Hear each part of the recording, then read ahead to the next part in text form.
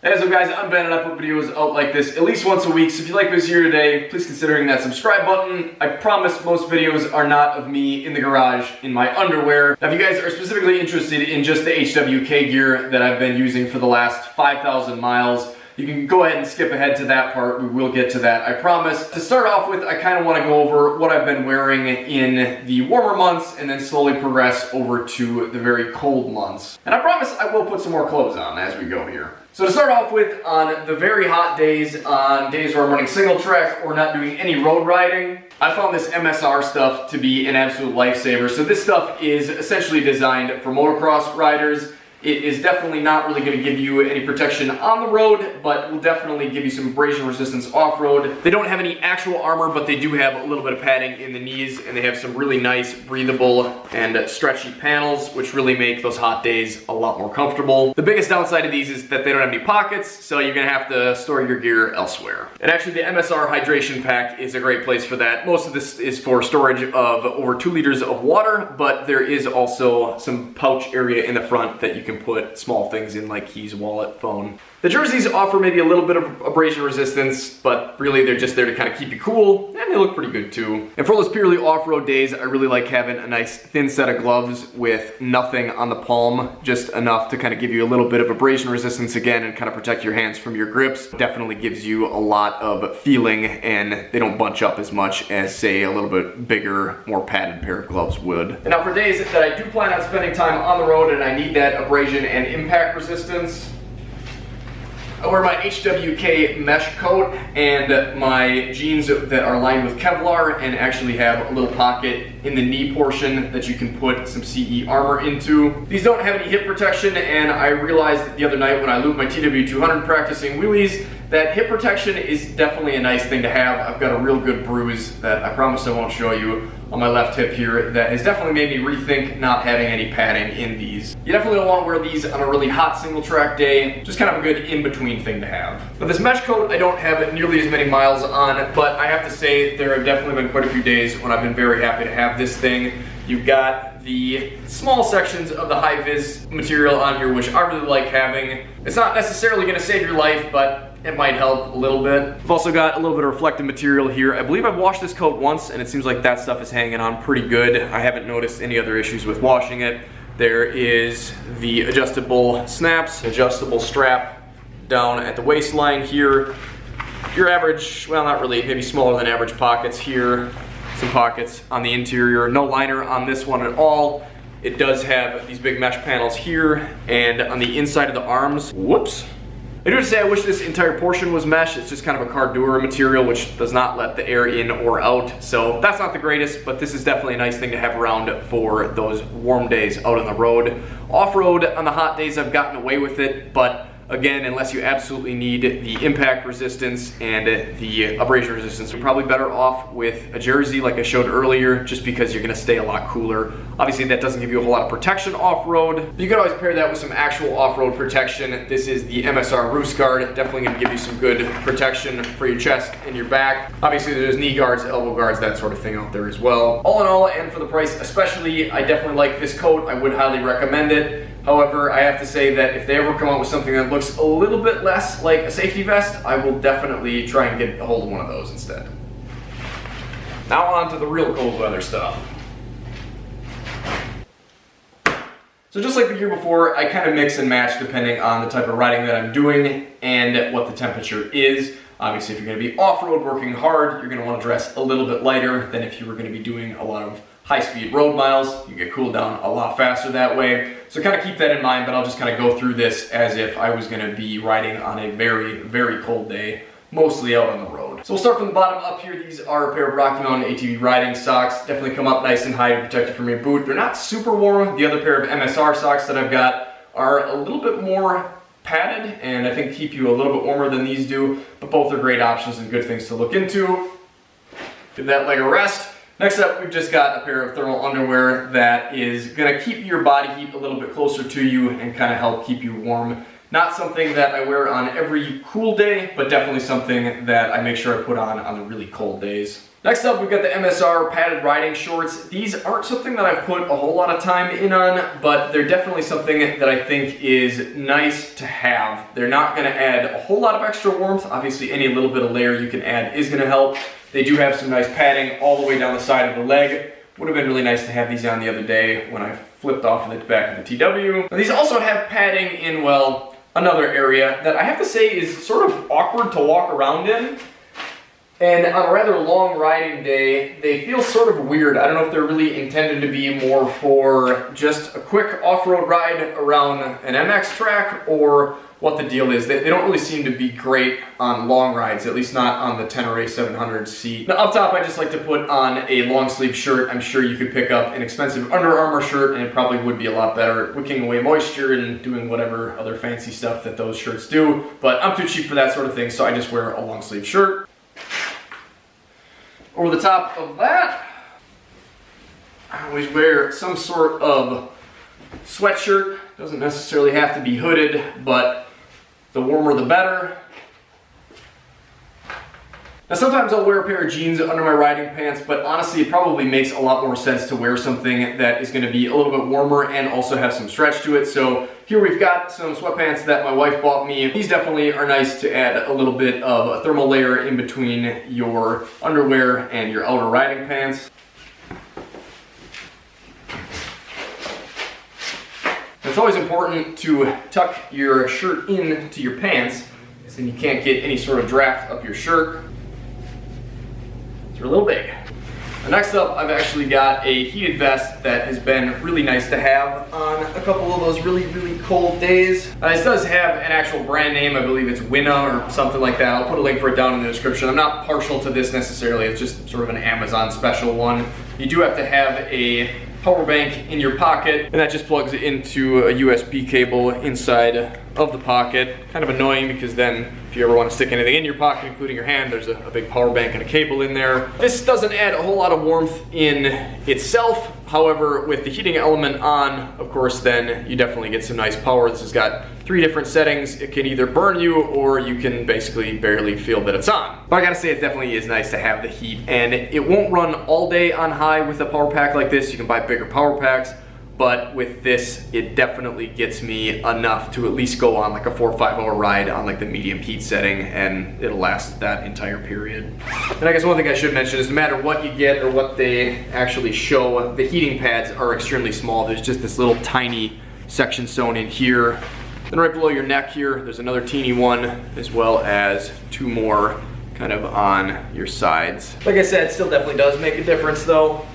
And finally, the Hwk pants. I have to say, these have been absolutely awesome. They're not something that I would recommend wearing anywhere above like 70 degrees, and if you're gonna ride 70 degrees off-road with these, you're probably gonna be sweating. I don't think they really build these as necessarily a cold weather pant, but they're really kind of like a set of snow pants almost. Not insulated, of course, but definitely a warm, somewhat waterproof, windproof material. I have not been in any torrential downpours with these. I have not really tested the waterproofness of them. Actually, in fact, I think the pants have a zip-in liner on the inside. That is actually the only membrane that you get to actually keep the water out, and I think that only goes down to about your knees. I don't really worry too much about getting too wet. I think if I was gonna ride in really, really wet conditions, I would probably just wear my frog togs over my riding gear. And if it does get just a little bit warmer out, these do actually have these panels here that you can zip down. And then this whole panel actually stuffs down into the knee portion. That Velcro's shut. And then you've got this decent sized direct air path to your knees. Now, it doesn't seem like these would make a huge difference. They are definitely worth opening up if it gets a little bit warmer though. They're not gonna turn these whole pants into a really warm weather riding pant, but they're definitely nice if you do get a little bit heated up. You've got some kind of small pockets here, big cargo pockets on the side.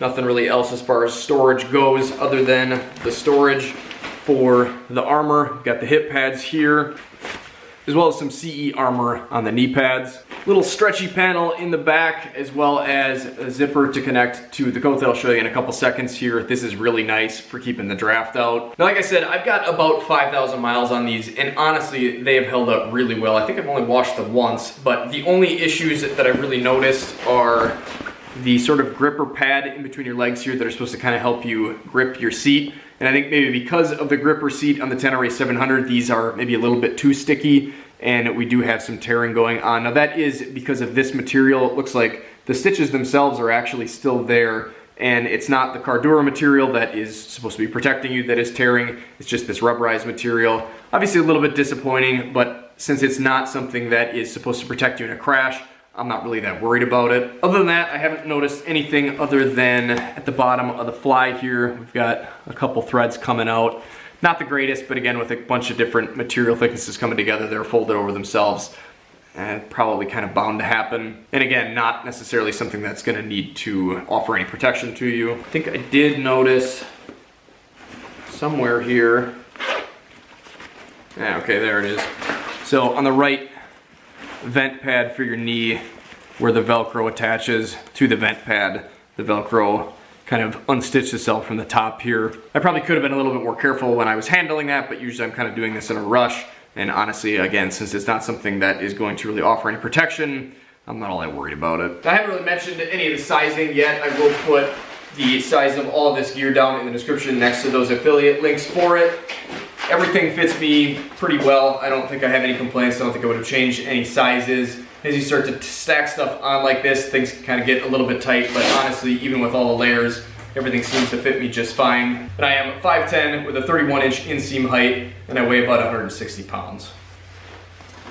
Next up, we've got the matching coat. Again, just like the pants, not really something that I would recommend for warm days. 70 degrees, you can probably get away with just this and a t-shirt under it. There is a liner in here that you can remove.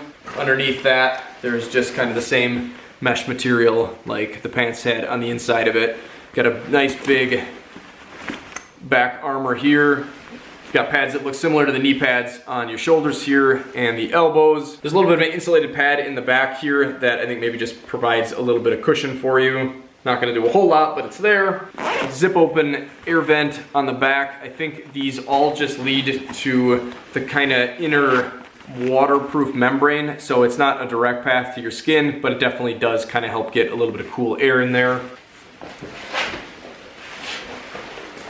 Stretchy panel on the bottom of the coat that you can link up, and then that keeps this from coming up too high when you're riding. Everything packed in here. It's a little bit snug, but it does fit. This coat also does have a couple adjustment points just so things aren't flapping around in the wind. One thing I've noticed about all the Hwk coats is that even without a hood on, when you try to tighten the neck collar thing, it's a little tight, so I don't ever really put those in place. I just kind of always leave this open and flapping. The sweatshirt kind of comes in handy a little bit here, but on the really cold days, I just put a gaiter on to keep my neck and chin warm.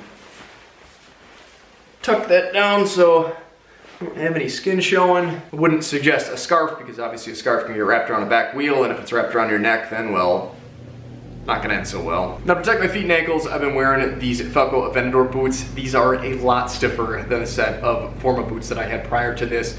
Those feel super squishy and like they would do absolutely nothing compared to this. These, however, do make it a little bit hard to feel your levers and definitely make shifting a little bit harder when it's cold out. They are waterproof, but they don't really protect you against any of the cold weather here in Wisconsin. So to do that,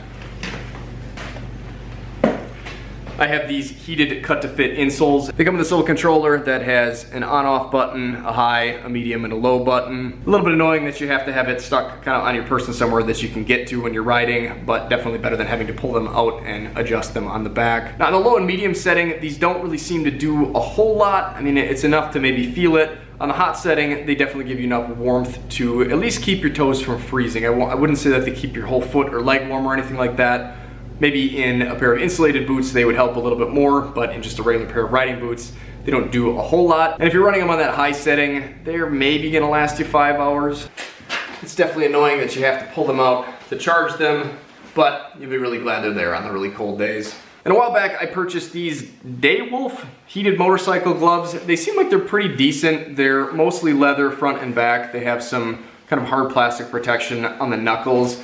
I think I bought them slightly small, and they definitely kind of hurt my hands more than they actually help my hands. They also don't get that warm. I've got a different set of heating gloves that I actually burnt my hands with. These don't ever seem to get more than just lukewarm, I guess. better than nothing, something to look into. I wouldn't say don't buy these. I would say they are probably a little bit overpriced though. They do seem like a decent set of gloves, and I guess you really can't pick those up for anything less than maybe 80 bucks. So with the heating elements, I don't know, maybe they're worth it. I sure wish I would have got a bigger size. Thankfully, Rocky Mountain ATV hooked me up with a set of their Tusk grip heaters that I've got on the Tenere 700. I actually also purchased a set and stuck them on the TW200, and I've got another set that I need to put on the Killer 650 yet. Those paired with a set of gloves like the new MSR winter riding gloves are definitely gonna keep your hands warm when it is 40-ish degrees out. I haven't been able to test them in anything lower than that yet. I do plan on doing that. I'll keep you guys updated. These have a full grain leather palm, which is gonna provide some nice protection. They've also got leather on the backside here. The rest of this is just polyester, and then they are insulated. They're not super warm, they're not super insulated, but they definitely still give you some good dexterity. You don't feel like you've got sausage fingers when you're wearing them, and I believe you can actually use your smart devices yet with the finger and the thumb, which is really kind of nice. Not that you should be doing that when you're riding. Next up for my helmet, we've got this Castle X helmet, which is actually supposed to be a snowmobile helmet, but if you look close enough, mostly under the visor here, you'll see the Scorpion S here. So this is actually a Scorpion 18950 helmet that is sort of rebranded as a Castle helmet for snowmobilers. I wear year-round, and because mine was a sled helmet, it came with this dual-pane heated windshield. This is so nice to have when you're riding around on a snowmobile. I don't necessarily know that you need it on a motorcycle, but if you guys have ever been out when it's kind of close to the dew point and getting chilly out, just having a regular old dual-pane windshield is super nice to have. You can pick that stuff up separate if you buy the helmet as a motorcycle helmet. Because it was a snowmobile helmet, it did also come with this little nose curtain. Definitely helpful for kind of keeping your breath down and away from the inside of this shield. And just in general, this helmet does seem like it's a little bit warmer, or at least it kind of seals everything in a little bit better than other helmets that I've had. And I think that's mostly just because this padding sits so close to your head and neck that it just doesn't let a whole lot of anything in or out. Obviously, you kind of have to watch your breathing then. In some situations, you can kind of get it fogged up, but it's always good to have a set of goggles anyway, so you can pop the visor open and get a little bit of air in there when you need it. If you guys are not familiar with these helmets, they do have a flip down sort of fighter jet visor inside. I've got the smoked version. This came with the kind of high vis version, which I don't really like. It made things too bright and didn't keep the sun out of my eyes at all. But the nice thing about it is they do just kind of yank out of there and you can replace them. And you can also switch this out for something that looks a little bit cooler than the clear if you want to. There's a vent up at the top here that you can pop open, as well as one down by your mouth that you can slide open. I've honestly never noticed that those make all that much of a difference, but I don't know, I guess they make me feel a little bit better opening and closing them when I need to. I think those both are supposed to come out the port here. And honestly, this is probably my favorite motorcycle or snowmobile helmet. It is not super quiet. I think it's a little bit quieter than my old G-Max helmets were, but it fits really nice and snug, almost a little bit too snug, which is why I've been keeping my hair short ever since I got it. But that's definitely a nice thing to have as far as safety goes. You don't want a helmet to be slopping around on you. You want it to fit snug, just not so snug that you can't think straight. The other nice thing about this is that you don't have that kind of third leg on the roost guard here. It's just kind of straight through. So I don't know if it actually makes a big difference or not. It makes me feel a little bit better anyways. You still get batted around a little bit on the highway, but I guess at least it looks cool. Now, something about this that is a lot more form than function is the fact that it is a modular helmet, which honestly makes getting it on and off a lot easier. Then gives you the ability to talk to your buddy without having to shout, and it's also super nice for being able to get a all-important drink of water regardless of whether you're riding on the sled or on the motorcycle. So in general, I'm pretty happy with everything that I've got here. Hopefully this video is helpful to you guys. If it was, make sure to give it a like. If you guys want to help me make more videos like this, take a look down in the description. Like I said, there'll be links for all of this stuff. If you use those links, it really does help the channel out a lot, and I do appreciate when you guys use those. If you buy anything on Rocky Mountain ATV after clicking one of those links, I get a portion of the proceeds. And because I'm trying to make this kind of a living for myself, and I have left or plan on leaving my day job slowly here as things sort of ramp up with this and my drafting LLC that I've started, I definitely could use all the help that I could get. So there's my shameless plug at the end. Thanks for watching, guys. Take care, stay safe, stay swanky, get out, enjoy this beautiful world, no matter what the weather is, but just be safe out there and be careful of the ice. We'll see you on the trail.